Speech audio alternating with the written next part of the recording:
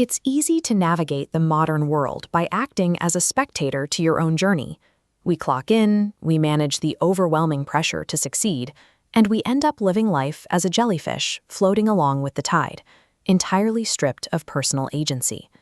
When we face the friction and discomfort required to grow, our instinct is to want out.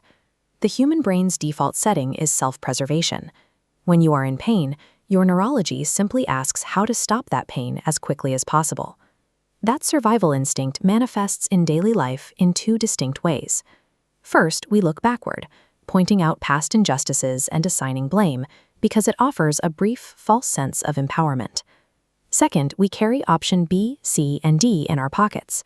We constantly build off-ramps in the background just in case things get difficult.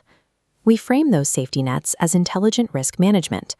The reality is that if you give yourself off-ramps, you will eventually take them. Whenever excellence becomes inconvenient, you return to the world you've always known, trapping yourself in a cycle where you forfeit building anything that lasts.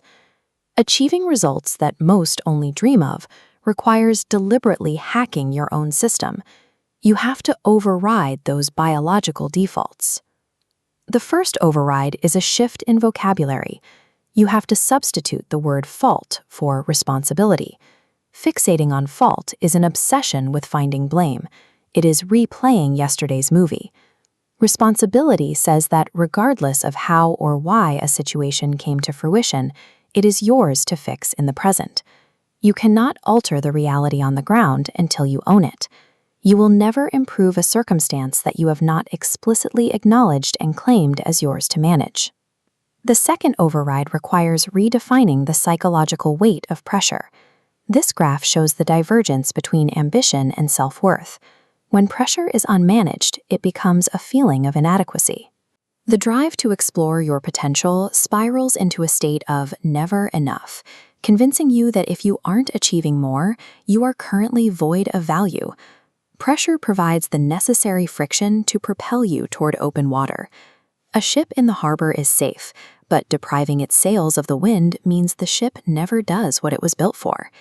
That weight you feel is the driver required to manufacture peak moments and explore the depths of what you can actually do.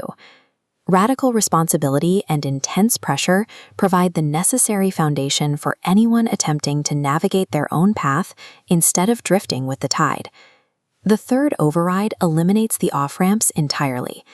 In the year 1519, Hernán Cortés arrived on the shores of Mexico with roughly 600 Spaniards. They immediately realized that a heavily fortified empire waited for them inland. The adversity and physical challenges ahead were massive. Facing this unknown, Cortés ordered his men to destroy the ships behind them. He forced them to burn the very boats they arrived on, severing their only connection to safety and the world they knew. This triggered a specific psychological mechanism.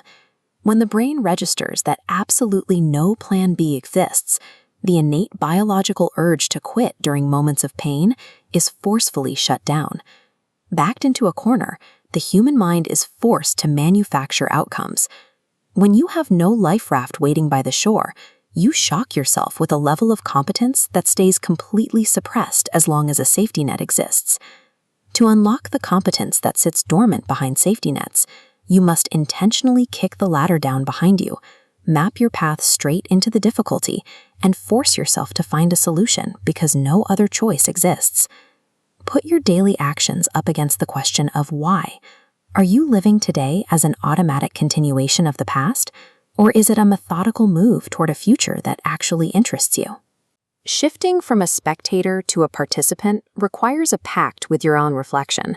It demands shining a spotlight on the phrase, "because that's how I've always done it," and rejecting it entirely. The terms of this internal deal are demanding. You must explicitly acknowledge that the journey ahead will be exhausting. You will face internal deliberation, you will feel lost, and the world will shake beneath you. There is only one required concession for success. Regardless of how chaotic the circumstances become or how hard life's resistance presses against you, your feet must remain continuously in forward motion. We often fail to realize that we are the ones holding up the obstacles we complain about. By choosing to step into the cold water and stay in motion regardless of the resistance, you begin to redefine what is actually possible for yourself. Embracing extreme difficulty today is the mechanism that clears the path for your tomorrow.